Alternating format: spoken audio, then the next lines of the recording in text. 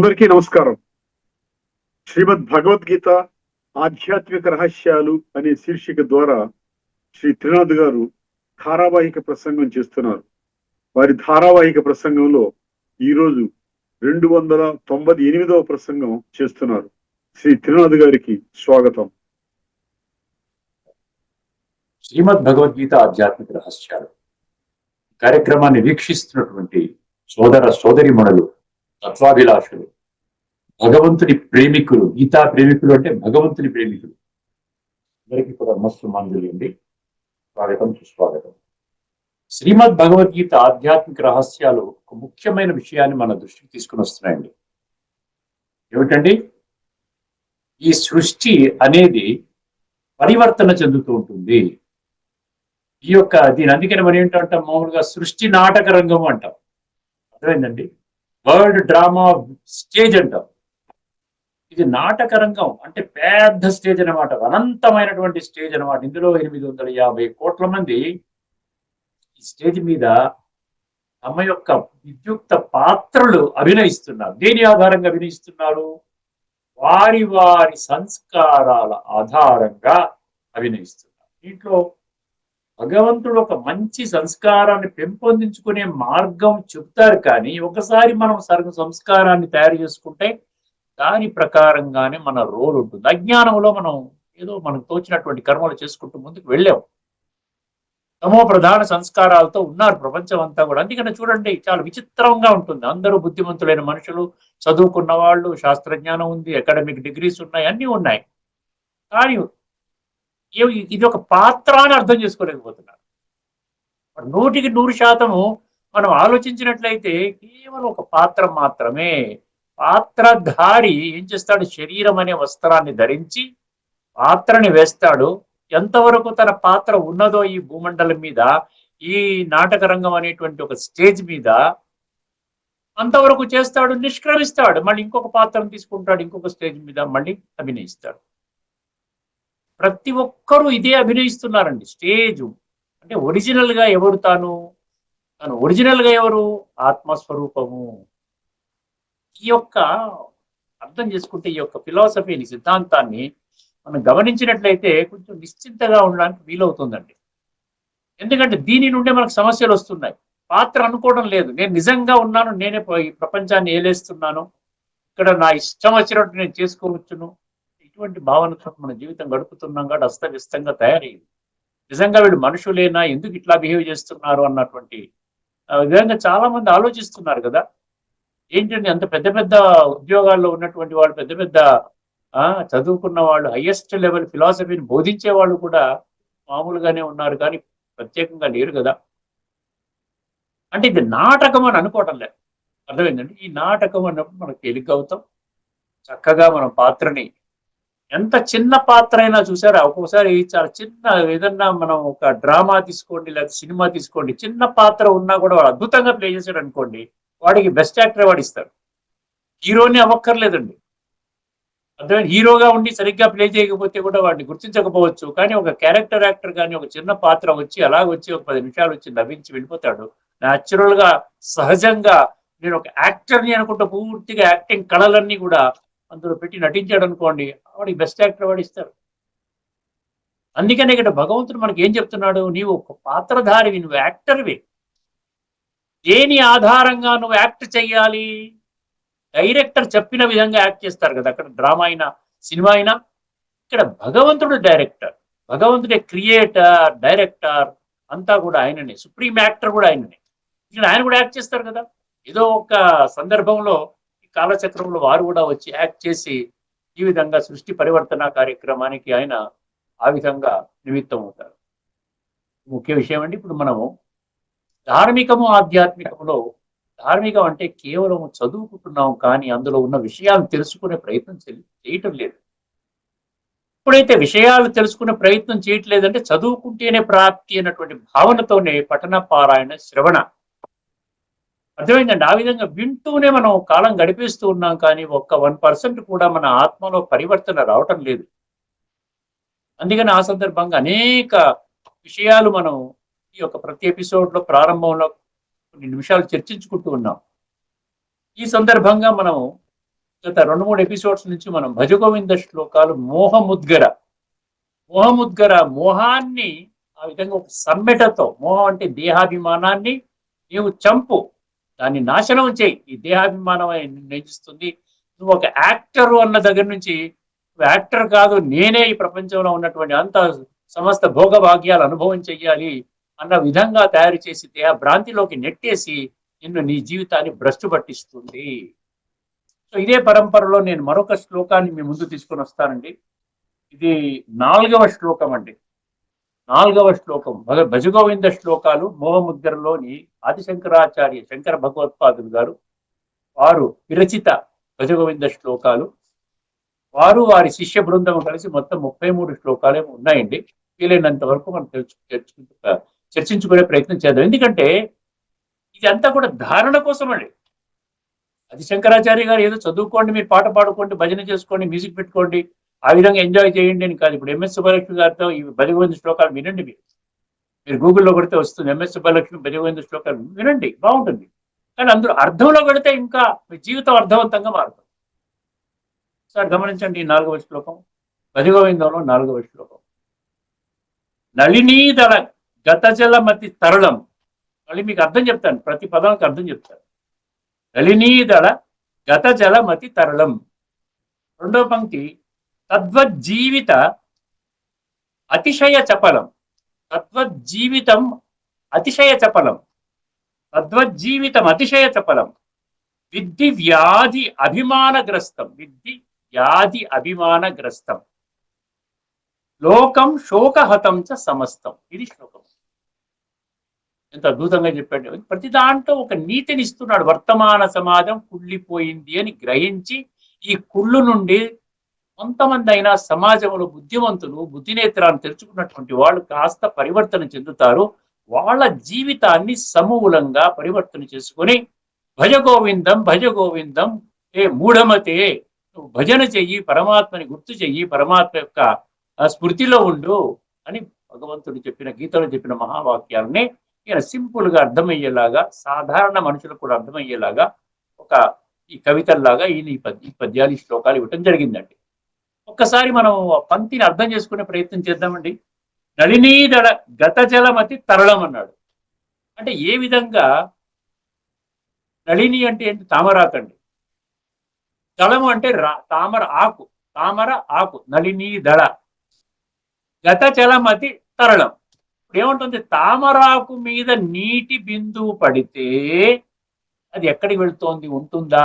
వెళ్ళిపోతుంది. ఇట్లా పడగానే వెళ్ళిపోతుంది. భగవంతుడు అంటున్నాడు అదే విధముగా ఏమంటున్నాడండి?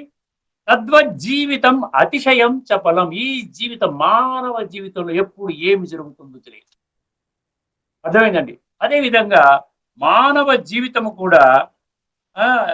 కూడా చపలమైనది. అంటే అర్థం ఏంటి? అస్థిరం అంటున్నాడు. ఇప్పుడు ఏదైనా స్థిరంగా మీరు అనుకుంటున్నారండి, ఫలానా పని చేద్దాము, లేదా ఫలానా ఊరికి వెళ్ళాలని మీరు టికెట్ కొనుక్కున్నారు, ఫ్లైట్ టికెట్, ఇంకో టికెట్ కొనుక్కున్నారు. ఉన్నట్టుండి వెళ్లే ముందర మీకు ఏదో యాక్సిడెంట్ జరిగింది, వెళ్ళలేకపోయారు. ఏమైపోయింది? ఎప్పుడైతే మీరు టికెట్ కొనుక్కున్న రోజున ఏమనుకున్నారు? ఇక్కడి నుంచి ఇక్కడికి వెళ్తాను, అక్కడి నుంచి అది ఆ పని చేసుకుంటాను, మళ్ళీ అక్కడి నుంచి రిటర్న్ టికెట్ కొన్నాను, ఇక్కడి నుంచి చేసుకుని వస్తా. జరుగుతుందా? 100% జరుగుతుంది అని చెప్పలేనటువంటి పరిస్థితిలో వర్తమానంలోని మనుషులు ఉన్నారు. ఎక్కడ ఏ క్షణంలో చాలా వరకు మనం ఊహించినటువంటి విధంగా కొన్ని జరుగుతూ ఉంటాయి. ఉన్న పడంగా చూసారా, మొన్న విమానం పడిపోతే సుమారుగా 300 మంది ప్రాణాలు వదిలేశారు. ఇలాంటి ప్రపంచంలో మీరు తిరగేస్తే, న్యూస్ పేపర్ కానీ, ఈ న్యూస్ ఛానల్స్ కానీ తిరగేస్తే, అక్కడ అలా జరిగింది, ఇక్కడ ఇలా జరిగింది, ఇక్కడ ఇలా జరిగింది, పెళ్లికి వెళ్తుంటుంది, వాహనం ఢీకొన్నది, 4 మృత్యు అంటారు. అర్థమైందండి? ఇక్కడ ఏదో పలానా వాడు ఆత్మహత్య చేసుకున్నారు, పలానా వాడు అక్కడ జరిగింది, పలానా ఇక్కడ యుద్ధం జరుగుతుంది, యుద్ధంలో ఇంతమంది సైనికులు పోయారు. ఊహించుకున్నారు ఎవరన్నా? ఒక్కసారి అందుకని భగవంతుడు తామరాకు మీద నీటి బిందువు ఎలాగ స్థిరంగా ఉండదో, ఈ లోకంలో ప్రతి ఒక్క మనిషి యొక్క జీవితము కూడా స్థిరంగా లేదు. ఎందుకంటే దైహిక భ్రాంతిలో పడిపోయారు. చూసారా? దైహిక భ్రాంతిలో కొట్టుమిట్టాడుతూ ఆ విధంగా స్థిరంగా లేరు. చపలం అంటే ఏంటంటే అస్థిరం అన్నమాట. చంచలం అంటారు చూసారా? చంచలం అన్న చపలం అన్న అంటే స్టేబుల్ గా లేదు. 2 పంక్తులు ఎంత అద్భుతమైన మీనింగ్ ఇచ్చాడండి. నళినీదళ గతజలమతి తరళం తద్వజ్జీవితం అతిశయం. అతిశయ చపలం. మూడో పంక్తి చూడండి ఇప్పుడు. విద్ధి వ్యాధి అభిమానగ్రస్తం అన్నాడు. విద్య అంటే తెలుసుకోండి అంటున్నాడు. ఏ మనుషులారా తెలుసుకోండి, వ్యాధి అభిమానగ్రస్తం అంట. ప్రతి ఒక్కరి చూసారు, ఎవరైనా ఉన్నారా ప్రపంచంలో ఏ ఒక్కడైనా నాకు ఎటువంటి జబ్బు లేదండి, జీవితకాలం నేను ఒక మందు వేసుకోకుండా ఉన్నాను, ఆసుపత్రి అంటే నాకు తెలియదు, మందులు అంటే నాకు తెలియదు, ఇంజక్షన్లు అంటే నాకు తెలియదు, ఈ వ్యాక్సిన్స్ అంటే నాకు తెలియదు, రోగం అంటే నాకు తెలియదు, సంపూర్ణంగా బ్రహ్మాండమైన ఆరోగ్యంలో ఉన్న ఒక్క వ్యక్తి లేడు ప్రపంచంలో. ఇది కలియుగం యొక్క రివాజ్ అన్నమాట. ఎవరికి కూడా ఆరోగ్యంగా జీవించాలన్న కోరిక లేదు, దానికోసం ఎటువంటి కృషి లేదు, అది లాస్ట్ ప్రయారిటీ. భలే మీరు ఆరోగ్యమే మహాభాగ్యము అనుకుంటే లాభం లేదు, హెల్త్ ఈజ్ వెల్త్ అనుకుంటే లాభం లేదు. అర్థమైందండి?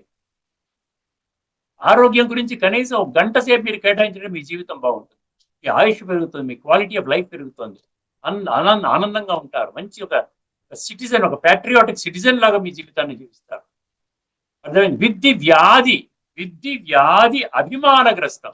అభిమానం అంటే ఎందుకు వచ్చింది చెప్పండి? దేహ అభిమానము, నేను దేహము, అంతే. నేను దేహము, అదే గీత. గీత ఎక్కడ పుట్టింది? ఫౌండేషన్ ఏంటి? నువ్వు దేహం కాదు. నువ్వు దేహమైనట్లయితే శరీరాన్ని చాలించిన వెంటనే శరీరం మాయమైపోవాలి.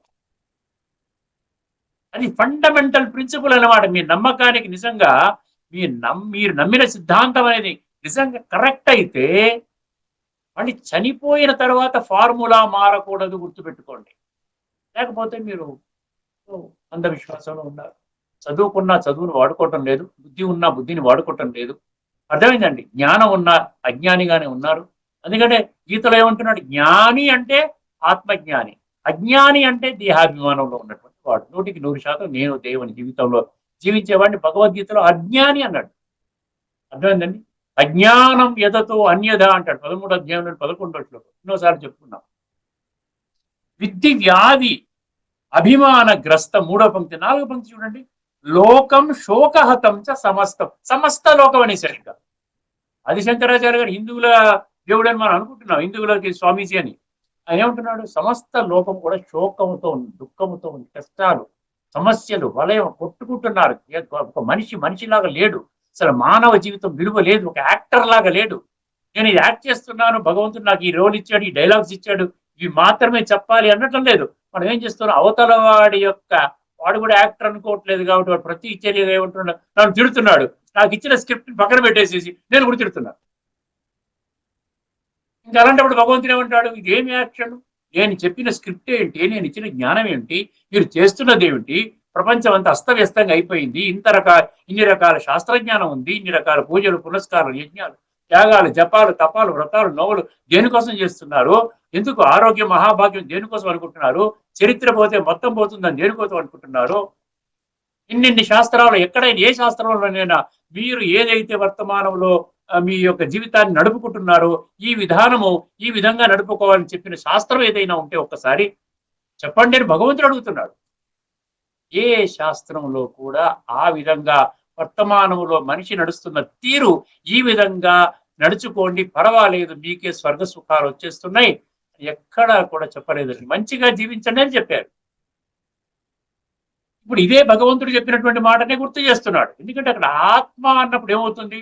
ఆత్మ అవినాశి, శరీరం వినాశి. కాబట్టి ఈ యొక్క వినాశి శరీరం ఏమైపోతుంది? వెళ్ళిపోయిన తర్వాత మళ్ళీ కొత్త శరీరం, మళ్ళీ విడిచిపెడతాడు, మళ్ళీ కొత్త శరీరం, మళ్ళీ విడిచిపెడతాడు, మళ్ళీ కొత్త, ఇలాగా ఈ కాలచక్రం తిరుగుతుంది. స్పిరిచువల్ లా, దీన్ని ఎవరు కాదనగలుగుతారు?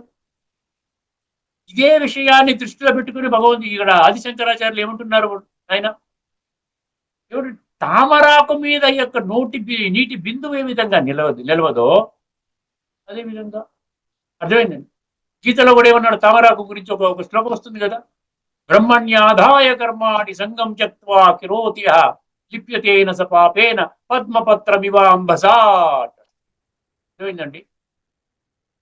ఆ విధంగా పద్మపత్రమివాంబస, పద్మపత్రం మీద ఏ విధంగా అయితే నిలవదో నీవు చేసిన బ్రహ్మణ్యాధాయ కర్మాణి సంగం త్యక్త్వా కరోతి, ఈ ఆసక్తి పెట్టుకొని కూర్చుని ఆ విధంగా పెట్టుకుని దాని మీద పట్టుకొని ఈ కర్మ జరగాల్సిందే, ఈ ఫలితం ఆధారంగా చేసుకుని వెళ్ళిపోతున్నావు అయినా అది జరిగే పని కాదు.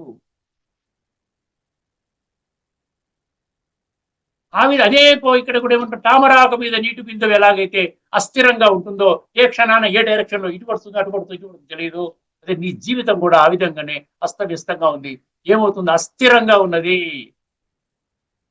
ఏమన్నాడు? విద్య వ్యాధి అభిమానం, అందరూ ఈగోయిస్టిక్ గానే ఉన్నారండి. ఈగో అనేది it is ruling the world today. ఎందుకు కొట్టుకుంటున్నారు? ఎందుకు మోసాలు జరుగుతున్నాయి? నేను గొప్ప అంటే ఏంటి? ఈగో అంటే ఏంటి? ఈగో అంటే ఏంటి? దేహాభిమానం. 100% నేను దేహము అన్నటువంటి భ్రాంతిలో జీవితాన్ని చెప్తున్నారు.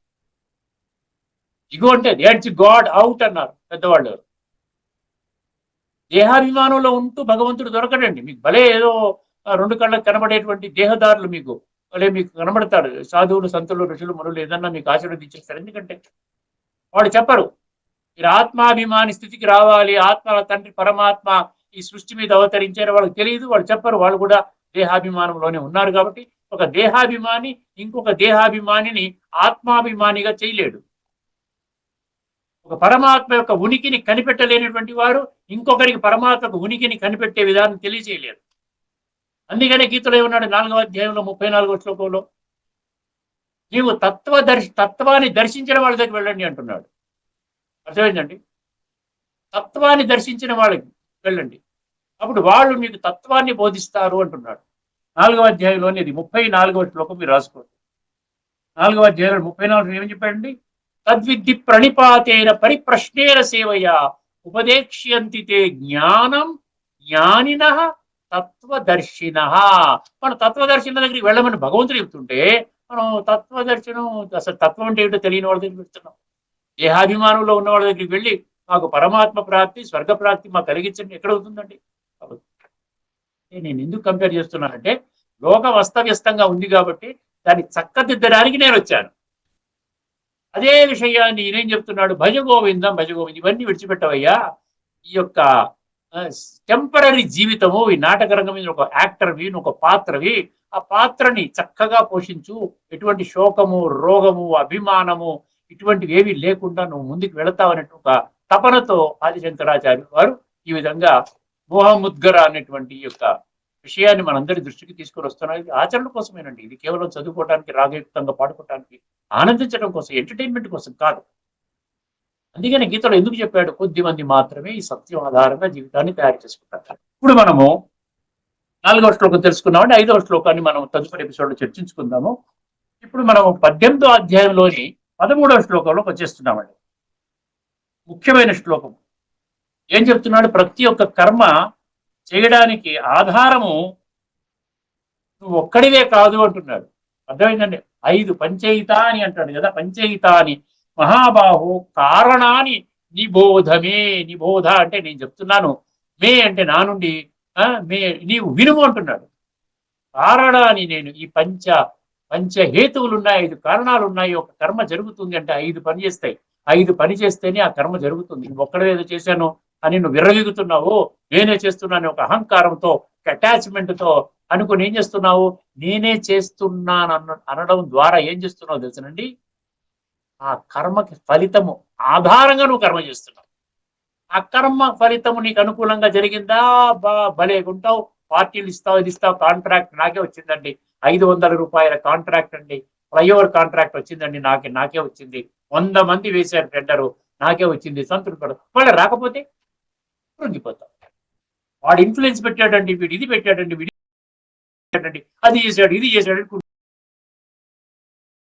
రాకపోయిన ఒక చిన్న విషయము నీ జీవితం పాడు చేసేస్తుంది, నీ ఆరోగ్యం పాడు చేస్తుంది. ఎప్పుడో డాక్టర్ వెళ్తే నీ బ్లడ్ క్యాన్సర్ అయ్యే 4th స్టేజ్ లో ఉన్నాయి, 3 నెలలు పోతామని చెప్తాడు.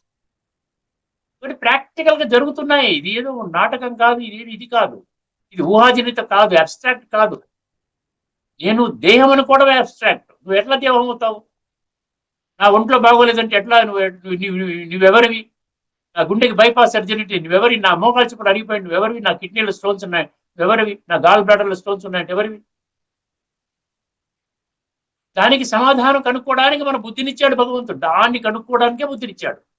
అప్పుడు మనకి ఏమర్థం అవుతుంది? నేను ఒక చైతన్య శక్తిని, మృగుటి మధ్యలో మెరిసేటువంటి నక్షత్రాన్ని, ఆత్మస్వరూపాన్ని, ఆత్మ అవినాశి, శరీరం వినాశి.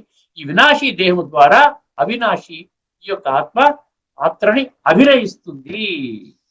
ఒకసారి ఈ 5 విషయాలు ఏంటో తెలుసుకుందాం. పంచయిత అని అన్నాడు కదా, ఒక్కసారి గమనించండి. ఒక ఒక్కసారి గమనించండి. 5 విషయాలు చాలా స్పష్టంగా అర్థం చేసుకోవచ్చండి. కేవలం మీరు ఏం చేస్తారంటే బుద్ధి నేత్రాన్ని తెరవండి. అంధవిశ్వాసంలో ఏ ప్రగతి ఉండదు. ఎలా ఉన్నారు అలాగ కూడా ఉండరు, ఇంకా దిగుతూనే ఉంటారు. చివరికి మరణం ఆసన్నమయ్యే సమయానికి చాలా బాధపడతారు. గీతలో 3వ అధ్యాయం 35వ శ్లోకంలో ఆ విషయాన్ని స్పష్టం చేస్తాడు. అర్థమైందండి? ఏమంటాడు? స్వధర్మే నిధనం శ్రేయ అంటాడు. స్వధర్మంలో ఆత్మధర్మంలో ఉంటే సరిపడు, ఏముంది, నాకు అసలు మరణమే లేదు, నైనం చిందంతి శస్త్రాన్ని. అర్థమైందండి? ఏ శస్త్రము కూడా ఆత్మని ఖండించలేదు, అగ్ని దహించజాలదు, నీరు తడపలేదు, వాయువు ఆర్పివేయబడలేదు అన్నాడు కదా.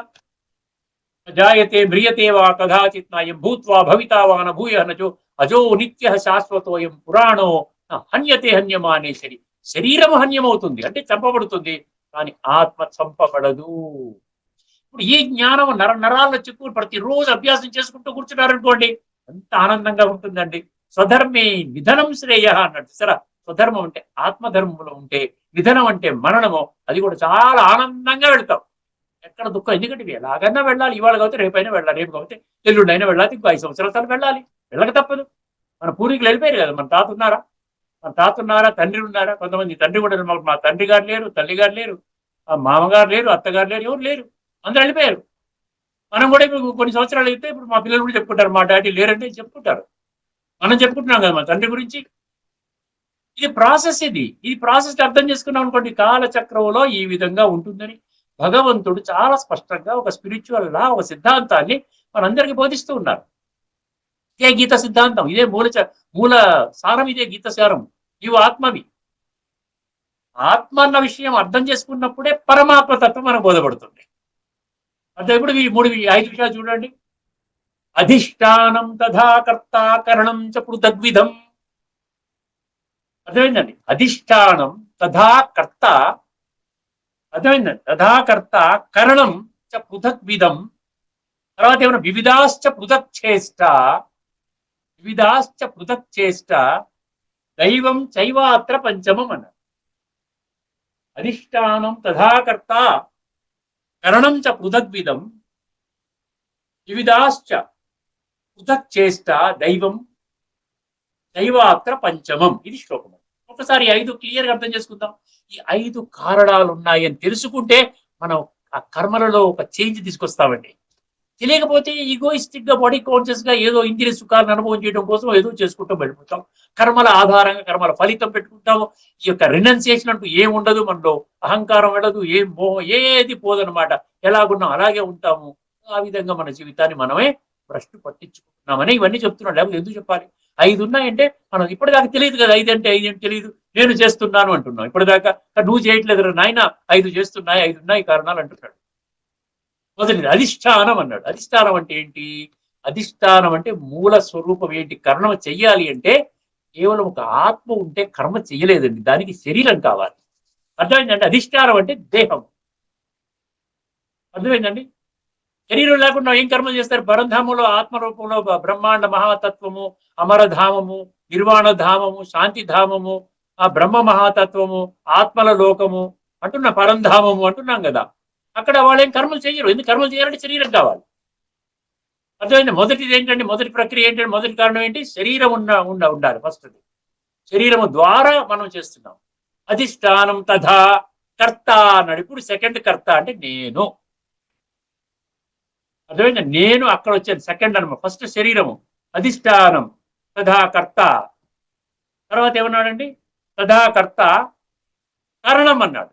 కరణం అంటే ఏంటి? చాలా ఇంపార్టెంట్. కరణం అంటే ఏంటండి? ఇన్స్ట్రుమెంట్స్. ఎన్ని ఇన్స్ట్రుమెంట్స్ ఉన్నాయి కరణంలో? కరణం అంటే శరీరం అయిపోయింది. శరీరం అంటే పంచతత్వాలు అయిపోయింది. మనం ఇదివరకే కూడా చాలా ఎపిసోడ్స్ లో మనం చర్చించుకున్నాం. 23 ఇన్స్ట్రుమెంట్స్ కి ఈ యొక్క కర్త అంటే ఆత్మ యజమాని అని అర్థం చేసుకున్నాం. 23 ఇన్స్ట్రుమెంట్. అందులో 5 తీసేయండి. ఎందుకంటే అధిష్టానం వచ్చింది కదా. అధిష్టానం అంటే పంచతత్వాలతో కూడుకున్న శరీరం. మిగతా ఏంటి? 5 పంచేంద్రియ, 5 జ్ఞానేంద్రియాలు అంటే పంచ జ్ఞానేంద్రియాలు, 5 నాలెడ్జ్ సెన్సెస్, 5 కర్మేంద్రియాలు, పంచ కర్మేంద్రియాలు, 5 వర్కింగ్ సెన్సెస్. ఎన్నయ్య 10 అయిపోయింది కదండి. 5 ఇంకోటి 5 ఏంటి? ఇంద్రియ విషయాలు. 5 సెన్సరీ ఆబ్జెక్ట్స్, శబ్ద స్పర్శ రూప రసగంధ, 15 అయిపోయాయి కదా. అక్కడ 5 అక్కడే ఆల్రెడీ అక్కడ అధిష్టానంలో వెళ్ళిపోయింది అంటే మొత్తం అక్కడ 20 వచ్చింది. నెక్స్ట్ ఏంటి? మనసు, బుద్ధి, సంస్కారం. అందులో ముఖ్యంగా సంస్కారాన్ని పక్కన పెట్టండి. సంస్కారాలని అదేం చెయ్యదు.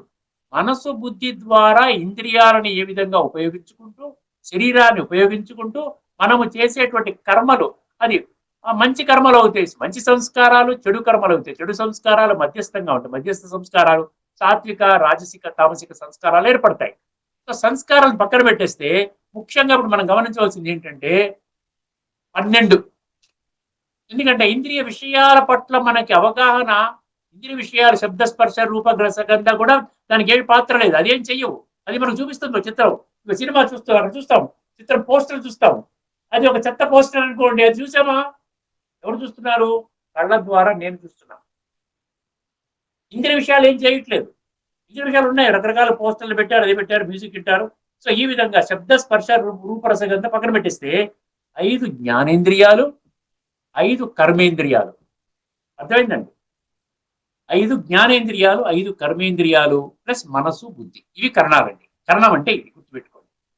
ఇంత స్పష్టంగా మీకు ఎవ్వరు ఏ గీతా పుస్తకం కూడా మీకు చెప్పదు ఇంత స్పష్టంగా.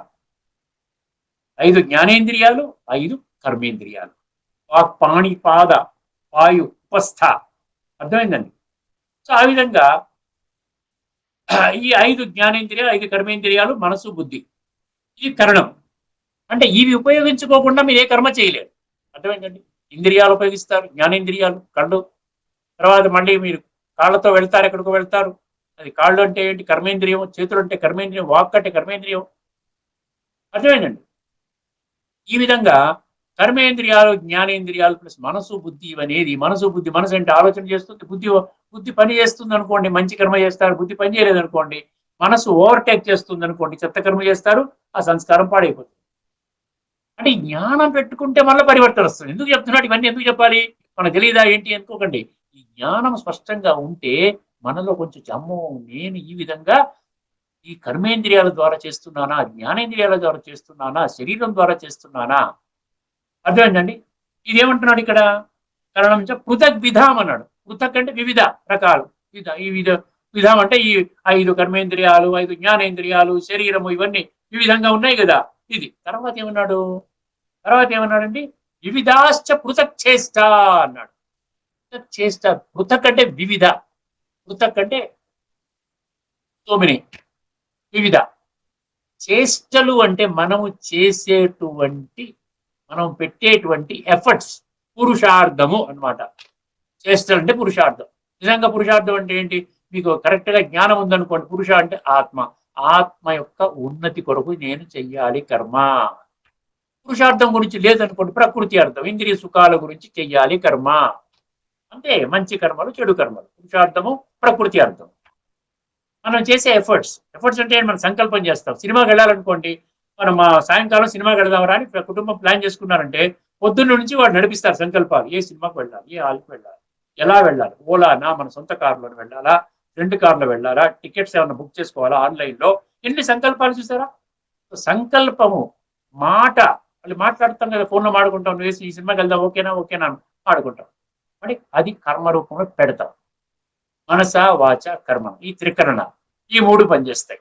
అందువల్ల భగవంతుడు అంటాడు ఇవన్నీ ఎఫర్ట్స్ అనమాట. పొద్దు నుంచి ఎఫర్ట్ చేసుకుంటూ వెళితే అంత పర్ఫెక్ట్ గా అనుకుంటే, అనుకున్నది వర్షం రాకుండా, ఎవరికి ఇబ్బంది లేకుండా, ఏమి జరగకుండా ఉంటే ఆ కర్మని ఆ విధంగా సినిమాకి వెళ్ళి చూసుకుని వస్తాం. వివిధాశ్చ పృథక్ చేష్ట. ఆఖరిది ఏమంటున్నాడంటే చాలా ముఖ్యమైనది, దైవం అంటున్నాడు. ఇందులో మీరు దైవాన్ని పెట్టుకోండి అంటున్నారు. దైవము కూడా మీ యొక్క కర్మల యొక్క శ్రేష్టత్వాన్ని పెంపొందిస్తుంది. ఈ కర్మలని చక్కగా చేసుకుంటూ ఆ విధంగా మీ యొక్క సంస్కారాలని అభివృద్ధి చేస్తుంది. దైవం కూడా, దైవం అంటే పరమాత్మ. అర్థమైందండి? మనం మామూలుగా అంటే అందరిలో పరమాత్మ ఉన్నాడని, మీలో ఉన్నాడు పరమాత్మ, అది కాదు. అది అజ్ఞానంలో అర్థం చేసుకోవడం. నాడు అన్నప్పుడు మనం నిజంగా వాడిని వాడుకోవాలి కదా. మన పరమాత్మ దివ్య గుణాల సాగరుడు, సర్వశక్తివంతుడు, పతి తపావనుడు, విశ్వాత్మలందరికీ తండ్రి, పరమ సత్యము, ఎన్ని ఉన్నాయి కదా. సర్వశక్తివంతుడు, జ్ఞాన సాగరుడు, ఆది మధ్యాంతాల జ్ఞాత. పరమాత్మ ఉన్నాడు అంటే పరమాత్మ గురించి జ్ఞానము లేకపోవడం వలన ఉన్నాడు అనుకుంటున్నాం. కానీ అక్కడ ఉన్నాడు అన్నదాన్ని ఏ విధంగా మనం అనుకుంటున్నాం అంటే ఆత్మ ఉన్నది అక్కడ. ఆత్మ ఉన్నది అన్న సంగతి తెలుసుకుంటే పరమాత్మకి కనెక్ట్ అవుతాడు. ఆత్మ యొక్క ఉనికి ద్వారా ఆత్మ యొక్క అస్తిత్వాన్ని అనుభవంలోకి ప్రాప్తి చేసుకున్న స్టేజ్ లో పరమాత్మకి కనెక్ట్ అవుతాడు. అదనమాట అక్కడ ఆత్మ ఉన్నది, పరమాత్మ లేడు. అర్థం చేసుకోండి, చాలా స్పష్టంగా బుద్ధి నేత్రాన్ని తెరుచుకోండి. అంధవిశ్వాసంలో మనం ఏమనుకున్నా కూడా ఓకే ఓకే ఓకే అంటూ దానివల్ల ఇప్పటిదాకా మనం ఏమైనా పరమాత్మ శక్తి అనుభవం చేసామా? మనలో పరమాత్మ ఉన్నాడండి, ఉన్నాడు. పరమాత్మ ఉంటే మంచి జీవితాన్ని చేసుకోవాలి కదా. పరమాత్మ ఉంటే నేను ప్రకృతి పనులు ఎందుకు చేస్తున్నాను, దొంగ పనులు ఎందుకు చేస్తున్నాను, మోసం ఎందుకు చేస్తున్నాను, ఒక దుఃఖ పెడుతూ లంచం ఎందుకు తీసుకుంటున్నాను, సాటి మనిషిగా ఎందుకు గుర్తించడం లేదు? పరమాత్మ అందరికీ తండ్రి కదా. ఆయన త్వమేమో మాతాచి అంటున్నాడు, నేను త్వమేమో మాతాచి అంటున్నాను కదా. హెవెన్లీ గాడ్ ఫాదర్ అంటున్నా, అల్లాహ్ అక్బర్ అంటున్నారు, అందరూ అంటున్నారు కదా. విశ్వాత్మలందరికీ ఒకే తండ్రి అన్న జ్ఞానము మనకు ఉన్నప్పుడు మనకేమర్థం అవుతుంది?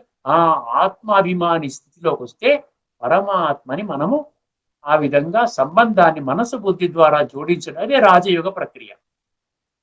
అదే 13వ అధ్యాయంలో ఆఖరి శ్లోకం, భూత ప్రకృతి మోక్షం చ ఏ విదుర్యాంతి తే పరం అంటాడు. ఎవరైతే భూత ప్రకృతి, ఈ పంచభూతాలతో చేసినటువంటి ప్రకృతి యొక్క భ్రాంతి నుండి వాడు దూరం అవుతాడో, ఈ భ్రాంతి నుండి తొలగుతాడో, అటువంటి వాడు నన్ను పొందుతాడు. ఎంత స్పష్టంగా చెప్పాడండి. ఇవన్నీ ఏమి అక్కర్లేదన్నమాట. ఇవన్నీ భగవంతుడు చెప్పిన అందుకనే భగవద్గీతను ఎప్పుడు కూడా గుర్తుపెట్టుకోండి. ఏదో ఒక శ్లోకాన్ని తీసుకొని మీరు దాని సారాన్ని భగవంతుడు ఈ విధంగా చెప్పాడు కాబట్టి నేను ఆ విధంగా చేసుకుంటానంటే కాదండి. భగవంతుడు సర్వాత్మలకి తండ్రి అన్నప్పుడు సర్వాత్మలకి కూడా ప్రతి ఒక్క ఆత్మని కూడా చాలా అద్భుతంగా తయారు చేసే విధానమే భగవంతుడు ప్రకటించినప్పుడు ప్రతి ఒక్కరికి చేరాలి అనుకుంటాడా? లేకపోతే కొద్దిమంది ఈ మార్గంలో వెళ్ళండి, కొద్దిమంది ఈ మార్గంలో వెళ్ళండి, కొంతమంది కుళ్ళిపోండి, కొంతమంది స్వర్గంలోకి రండి అంటాడా? 850 కోట్ల మంది కూడా స్వర్గంలోకి రావాలి అని అంటాడు. కానీ ఏమైతుంది, కాలచక్రంలో అందరూ కూడా ఇక్కడ ఆదిశంకరాచార్యులు ఏమన్నారు? అహంకారంలో కూరుకుపోయి ఉన్నారు కాబట్టి, అహంకారం అంటే ఆత్మజ్ఞానం లేదు వాళ్ళలో. అందుకనే గీతలో కూడా ఏమన్నాడు? కొద్దిమంది మాత్రమే నన్ను తెలుసుకుంటారని అంటున్నాడు. ఒక్కసారి జాగ్రత్తగా వినండి. అధిష్టానం తథాకర్త కరణం చ పృథగ్విధం వివిధాశ్చ పృథక్ చేష్ట దైవం చైవాత్ర పంచమం అన్నాడు. అక్కడ పంచమం అంటే ఏమిటన్నాడంటే, ఒకటి శరీరము, రెండవది ఆత్మ. కర్త అంటే ఆత్మ కదా. కర్త అంటే కూడా మన శరీరం అనుకుంటాం, దేహాభిమానంలో అహంకారంలో వచ్చేస్తుంది. కానీ ఇక్కడ ఆధ్యాత్మిక జ్ఞానం పరంగా అర్థం చేసుకుంటే మనకేమవుతుంది? శరీరము, శరీరానికి యజమాని అయినటువంటి ఆత్మ. తర్వాత ఏమన్నాడు? కరణం అన్నాడు. కరణం అంటే ఈ 5 జ్ఞానేంద్రియాలు, 5 కర్మేంద్రియాలు, మనసు, బుద్ధి, వీటిని కరణాలు అంటారు, అంటే ఇన్స్ట్రుమెంట్స్ అంటారు. సో 3 అయిపోయింది కదా. వివిధాస్త పృథక్ చేష్ట అన్నాడు.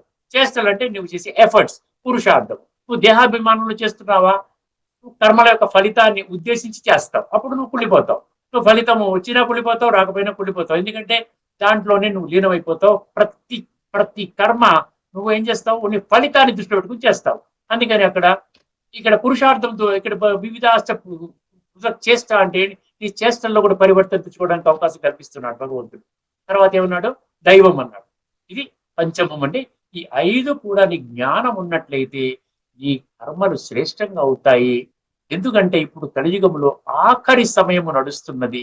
ఇప్పుడు లేకున్నా మరెప్పుడు లేదు. ఇప్పటి వరకు ఎవరూ ఈ విషయాన్ని చెప్పలేదు. నేనే, నీవు నా బిడ్డవి కాబట్టి నీ దృష్టికి ఈ విషయాలను తీసుకొని వస్తున్నాను. అర్థమైందండి? నువ్వు ఒక్కడవే చేస్తున్నావు అన్న అహంకారం తొలగించినట్లయితే ఈ పంచమం అన్నాడు చూసారా, ఈ పంచయిత అని అన్నాడు చూసారా, 5 విషయాలను దృష్టి పెట్టుకుంటే నీలో సంస్కార పరివర్తన జరుగుతుంది. నీ కర్మలు శ్రేష్టమవుతాయి. భగవంతుని దివ్య ధర్మ సంస్థాపన కర్తవ్యాన్ని సమర్థించే కర్మలు చేస్తావు.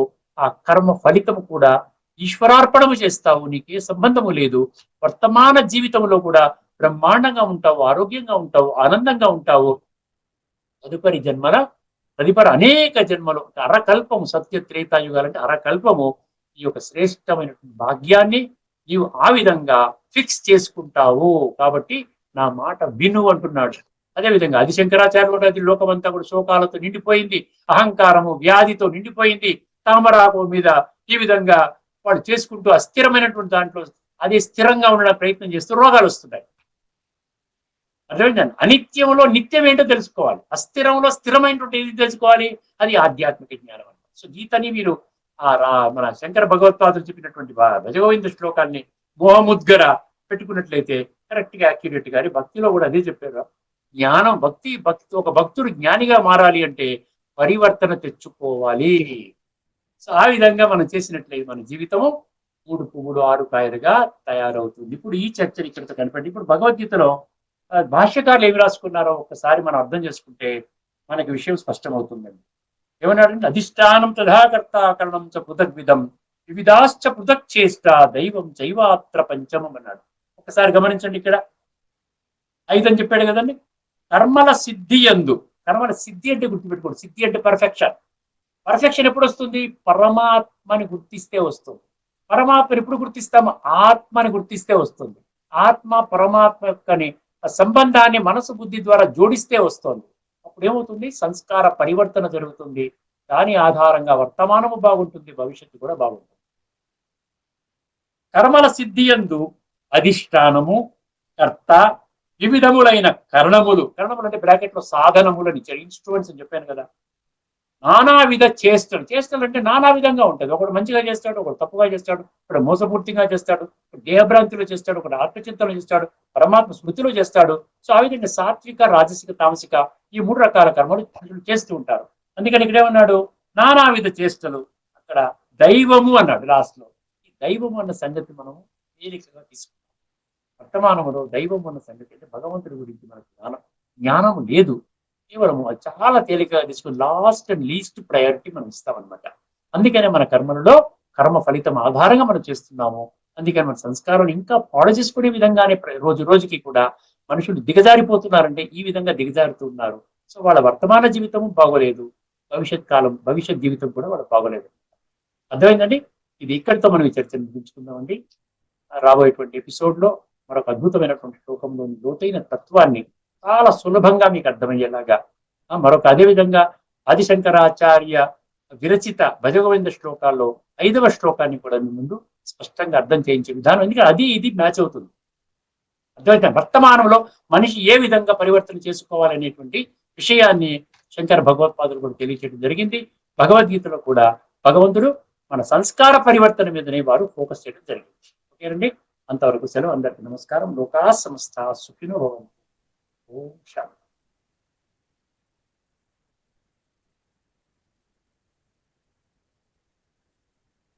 శ్రీమద్ భగవద్గీత ఆధ్యాత్మిక రహస్యాల తాత్విక సారాన్ని సవివరంగా విశ్లేషించిన శ్రీ త్రినాథ్ గారికి ధన్యవాదాలు.